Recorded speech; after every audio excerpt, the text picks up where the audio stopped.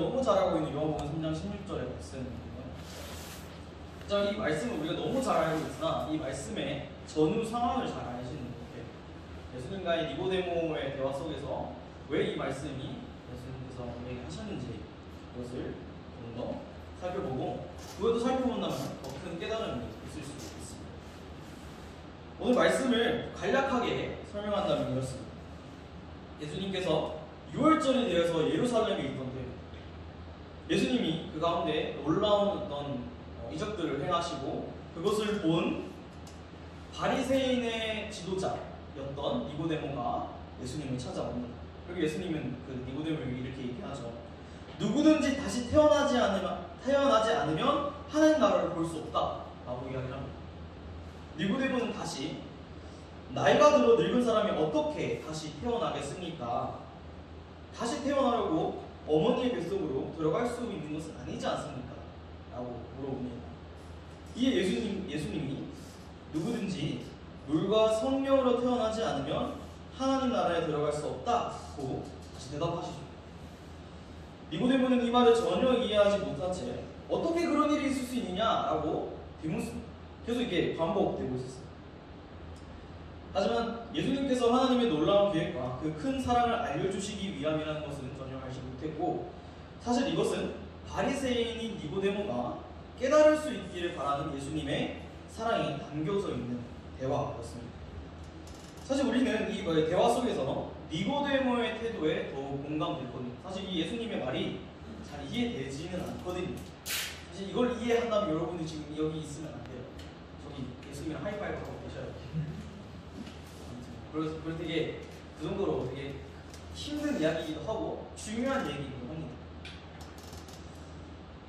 니고데모가 예수님께 여쭌 것을 조금 더 쉽게 풀어본다면 이겁니다. 어떻게 해야 당신과 같이 될 수 있습니까?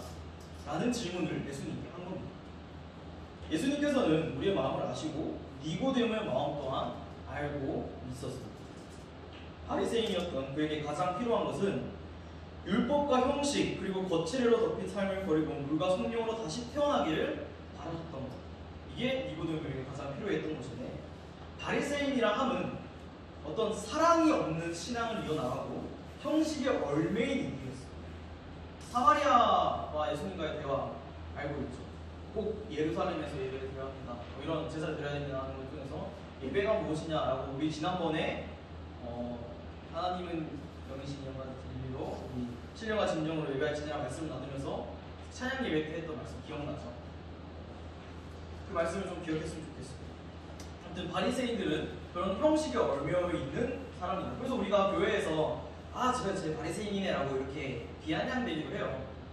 이렇게 되게 형식에 막져 있고 이런 친구들을 보면 바리새인이다 이렇게 농담으로 던지긴 하는데, 바리새인의 의미가 그런 것들을 가지고 있습니다. 더 깊게 들여다보면 다른 의미도 있지만 우리가 알고 지나가는 것은 정도면 될 것 같아요. 니고데모가 예수님과의 대화 속에서 전혀 이해하지 못했던 이유는 뭐냐면, 사실 니고데모는 예수님께 이렇게 물어보면서 본인은 이미 답을 알고 있어요. 답을 알고 있고 성경에 나온 어떤 말씀대로 해야지라고 하는 그런 답을 알고 있어요. 근데 역질문으로 이제 예수님께 성경에 이렇게 적혀 있는데 당신은 어떻게 이렇게 한 겁니까? 라고 좀 이렇게 좀 되묻는 거죠. 그런 장면인 거죠. 그래서 니고데모가 예수님께 물었을 때 사실 니고데모는 예수님께 그 질문을 했을 때 답을 원했던 게 더 커요. 답을 원했고 어떻게 해야 됩니까에 대한 그 답을, 사람의 시선에서의 그 답을 원했는데 예수님은 정말 진짜 정답을 말씀하신 거죠. 우리는 이해할 수 없는 그 정답을 말씀하셨고, 니고데모는 계속 그게 어떻게 되냐, 다시 태어나려면 어머니 뱃속에 들어가야 되는 그럴 수 있느냐, 또 그런 인간의 시선으로만 계속 바라고 있습니다. 조금 이 상황이 이해되시나요? 예수님의 입장이 조금 더 이해되시나요? 그러한 대화 속에 있는 것이 오늘의 그 말씀입니다. 그래서 니고데모는 사실 이 예수님의 말씀을 받아들일 준비가 안 돼 있었고 태도도 안 돼 있었어요. 그렇게 예수님은 바리새인에게 없는 그 온전한 사랑, 형식은 있지만 형식 안에 있지 않은 그 온전한 사랑을 알려주시고 싶으신 것이 아닐까 생각해 봅니다. 이 말씀은 현재 우리에게 상당히 많은 것을 시사합니다. 바로 사랑이 무엇이냐 라는 것이죠. 오늘 이것이 가장 중요합니다. 사랑이 무엇인가? 사랑이 무엇인가에 대해서 생각해 볼 건데, 일단 하나님의 사랑은 우리를 영원한 생명으로 인도하시는 그 사랑, 이것을 예수님께서 말씀하시는데, 하나님의 사랑을 우리가 다 알 수는 없어요. 다 알 수 없지만 그 사랑이 어마어마하다는 것 정도는 우리가 알 수 있을 것 같아요. 이 하나님의 사랑을 굳이 표현한다면 죄로 물든 우리를 용서해 주신 것, 즉 인류를 구원하신 아주 거대한 사랑을 이야기할 수 있겠죠. 근데 사실 이거는 그렇게 우리에게 크게 와닿지는 않습니다.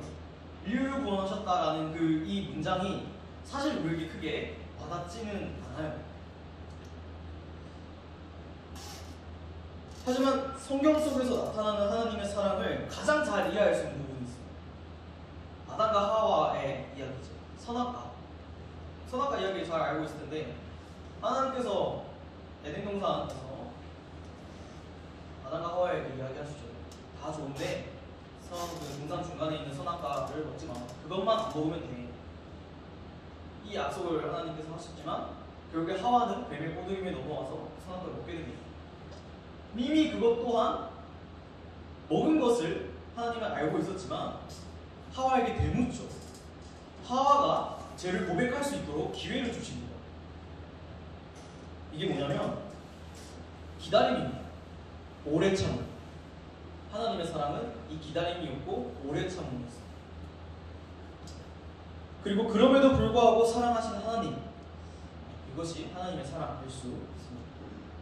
앞서 앞에 나와 있는 이 말씀 우리가 잘 알고 있는 말씀인데, 고린도전서 13장에 바울이 고린도 교회에 편지를 하면서 사랑이란 무엇인가에 대해서 적은 사랑장인데, 잘 알고 있죠. 사랑은 오래 참고 사랑은 온유함. 사랑은 오래 참고가 먼저 나옵니다. 여러분들이 아직 청소년기이고 좀 더 성인이 되어서 살아가면서 느끼는 것인데, 사랑이요 뜨겁고 그런 사랑만이 있는 것이 아니고 진짜 사랑은 기다려주는 것이 정말 어려운 사랑이고 가장 중요한 사랑임을 조금씩 알게 될 거라고 생각합니다. 하지만 이게 진짜 어려운 일입니다. 사랑은 오래 참는 것. 사랑을 잘 참지 못해요. 이 말씀 가장 첫 번째 이 오래 참음을 이야기하고 있습니다. 예수님도 우리를 구원하시기 위해 오래 참음을 행하셨죠. 십자가에 못 박혀 매달리실 때 그 고통을 참으셨고, 하나님도 그러하셨습니다. 아담과 하와에게 기회를 주신 것처럼. 니고데모가 원하는 것은 답과 방법을 예수님께 여쭈고 있다는 것을 예수님 분명히 알고 있음에도 불구하고 기다려주십니다. 니고데모가 깨달을 수 있도록 이 말씀을 주시죠. 하나님께서 세상을 참 사랑하사 독생자를 주셨으니 이렇게 말씀하신 그것 또한 오래 참음의 한 부분이라고 생각할 수 있습니다. 이 사랑을 깨닫는 것이 바로 예수님께서 말씀하신 물과 성령으로 다시 태어나는 것, 즉 거듭난다는 것을 의미하는 것이 아닌가 믿어봅니다. 여러분, 제가 오늘 사랑에 대해서 장황하게 이렇게 늘어놓는 이유가 있습니다. 여러분들도 뭐 뉴스를 보고 세상 흘러가는 것을 잘 알고 있을 텐데요. 한국 교회가 정말 계속해서 추락하고 있습니다. 어디까지 추락할까 정말 들여다보고 싶어요. 정말 꽤 많은 실수와 잘못된 방향으로 나아가는 모습들이 속속히 이 수면 위로 오르고 있습니다. 정말 처음으로 그리스도인이라는 것이 부끄러웠어요. 내가 신학을 하고 내가 전도사라는 것이 처음으로 부끄러웠던 때가 이번이었습니다. 정말 이런 생각이 들더라고요. 이제 더 먹을 욕이 있을까? 어디까지 우리가 여기 더 먹어야 되지? 그런 생각이 들 정도로 정말 속상한 일의 연속입니다. 오늘 여러분들에게 해주고 싶은 말씀은 이겁니다. 여러분, 믿음이 뭡니까? 믿으며 살아간다는 것. 그리스도인으로서 우리가 하나님을 믿으며 살아간다는 게 뭔데요? 여기에 대한 오늘 고민이 있었으면 좋겠어요. 여러분들이 예배당을 이제 나갈 때, 세상 속으로 여러분들이 이제 살아갈 때 이 질문이 여러분들에게 가슴속에 있었으면 좋겠어요. 믿음이 뭡니까? 라는 거 나름대로 고민을 해봤으면 좋겠어요. 제가 오늘 사랑을 이렇게 계속 이야기하는 이유는 그리스도인으로 산다는 것은 가장 먼저 해야 할 것은 사랑입니다. 아니요, 구원이 먼저입니다. 사실은요, 구원은요 우리가 어떻게 할 수 있는 부분이 아니에요. 사실은 우리가 아무리 구원이 뭐냐, 구원이 어떤 뭐 현재적 구원과 미래적인 구원이 있고 그러니까 아무리 떠들어도요 그거 지금 우리가 살아가는 데 있어서 크게 영향을 주진 않아요. 사실 우리가 가장 지금 우리에게 필요한 거는 그리스도에서 살아가야 하는데 믿는다는 것이 부끄러워지는 것만큼 부끄러운 게 있냐는 거죠. 여러분들을 탓하는 게 아니고요, 여러분들의 앞으로의 삶은 부끄럽지 않은 믿음으로 살아가기를 너무나도 원하기 때문에, 그것만큼 가치 있는 일이 없기 때문에 제가 오늘 이 이야기를 하려고 합니다.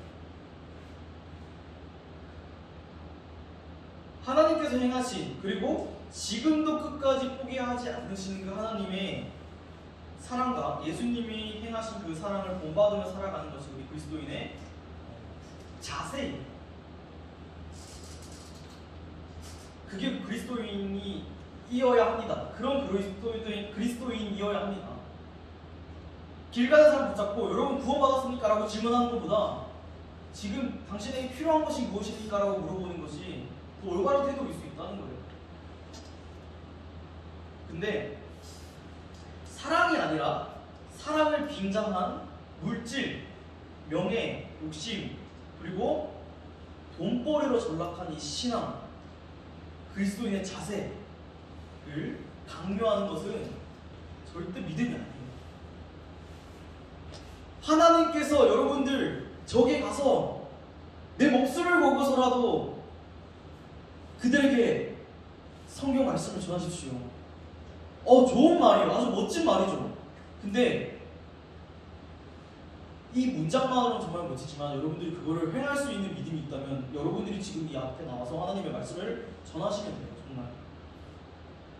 근데 내가 지금 이것을 하는 행위와 모든 것이 하나님께 영광을 위해서 하는 거야. 하나님께 드리기 위해서 하는 거야.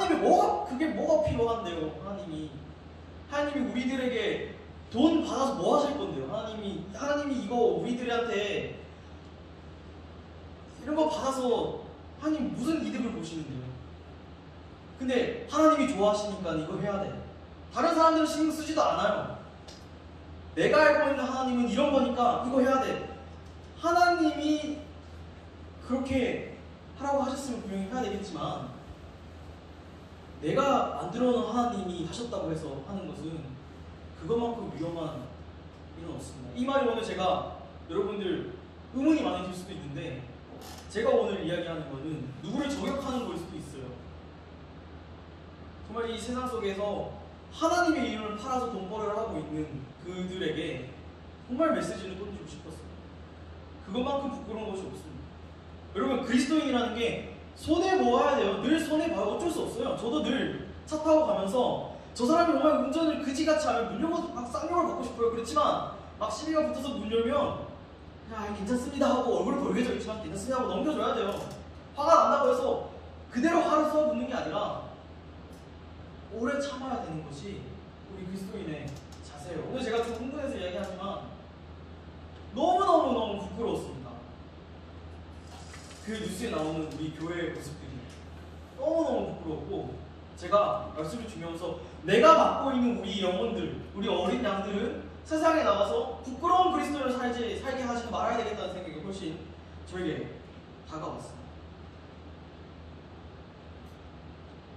누구나 실수는 할 수 있습니다.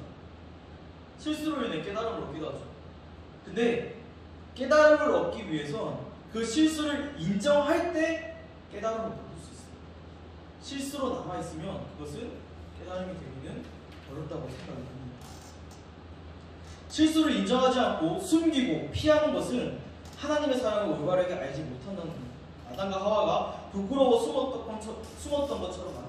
근데 그럼에도 하나님은 아담과 하와를 사랑하셨어요. 그래서 가죽옷을 입혀주셨죠.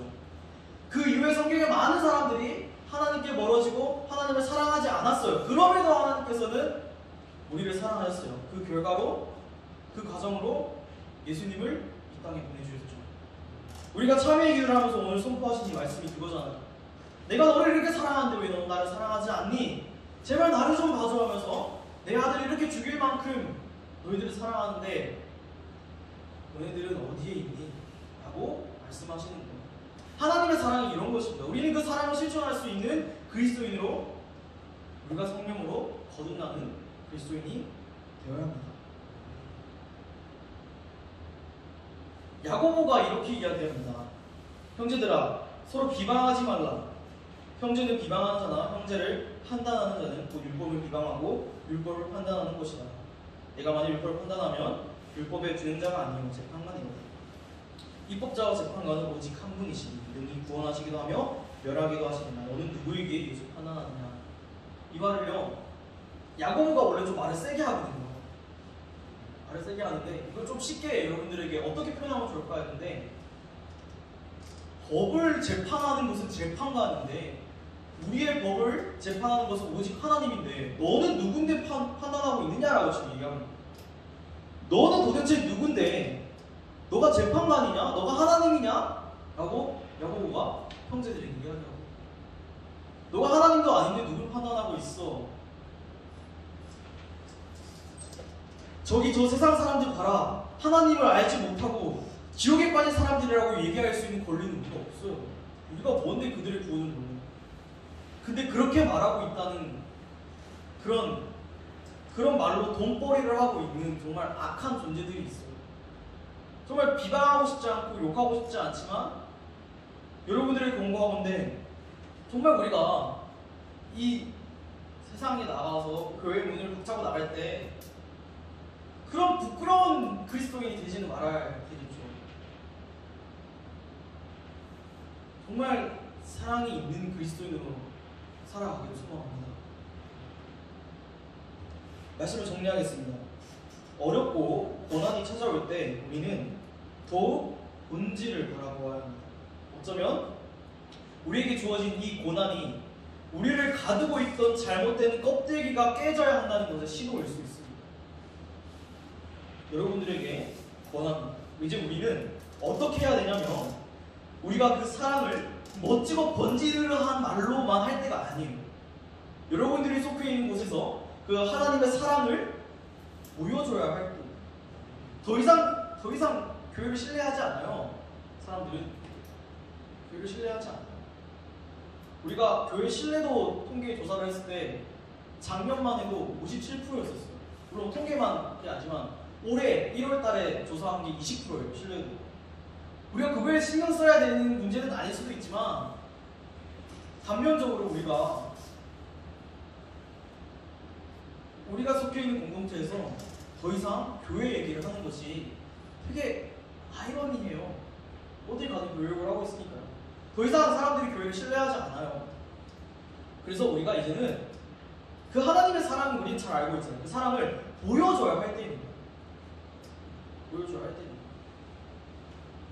빨간불에 건너지 말고 빨간불에 건너지 말고 파란불에 건너고 뭐 이런 것들 막 이렇게 예시지만, 각자에 있는 처소에서 각자에 있는 공동체에서 하나님 사랑이 이거야가 아니라 하나님의 사랑이 내 안에 있어서 그 사랑으로 말미암아 그 사람들에게 사랑할 수 있는 그리스도인으로 우리가 다시 거듭나야 합니다.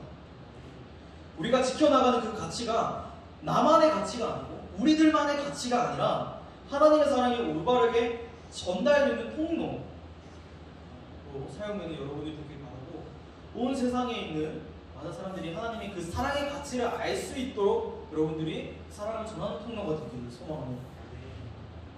이로 말미암아 많은 사람들이 하나님의 사랑을 알고 믿음의 가치를 깨닫고 욕심, 물질, 돈, 명예의 가치를 두는 것이 아니라 하나님의 사랑의 가치를 두는 세상이 되기를 소망합니다. 제발, 정말 제발. 점점 돈이 최고가 되는 이 사회가 돼가고 있는데, 모든 것이 돈이 기준이 되고 돈이 최고의 가치가 되고 있는 이 세상 속에서 그것이 아니라 하나님의 사랑이 가장 큰 가치라는 것을 우리가 기억해야 합니다. 형식과 거칠에 그리고 올바르지 못한 방향 속에 흘러가는 것이 아니라 오직 하나님의 말씀에 귀 기울여서 그것을 따라 살아가야 하는 사람들이 되어야 합니다. 예수님과 니고데모와의 대화 속에서 말씀하신 하나님의 사랑이 무엇인지 깨닫고 하나님의 가치를 따라 다시 태어나 거듭난 자로 살아가는 저와 여러분이 되기를 예수님의 이름으로 축복하고 소망합니다. 기도하겠습니다. 거룩하신 하나님 아버지, 추락하고 있는 우리 믿음의 모습 가운데 우리가 더 이상 부끄럽지 않은 믿음으로, 부끄럽지 않은 그리스도인으로 살아갈 수 있도록 주님의 사랑을 더욱 깊이 묵상하고 알아갈 수 있도록 인도하여 주시옵소서. 아버지, 우리가 하나님의 사랑의 가치를 두고 세상의 가치를 두는 것이 아니라, 돈, 물질, 욕심, 명예의 가치를 두는 것이 아니라 오직 하나님의 말씀의 가치를 두고 살아가는 부끄럽지 않은 그리스도인으로 살아갈 수 있도록 인도하여 주시옵소서. 이로 말미암아 세상이 많은 사람들이 하나님의 사랑을 알고 예수님의 그 사랑을 알고 그 가치를 깨닫고 믿음의 사람으로 살아갈 수 있도록 주님 인도하여 주시옵소서. 모든 말씀 예수님의 이름으로 기도드립니다. 아멘. 우리 내게 있는 향유옥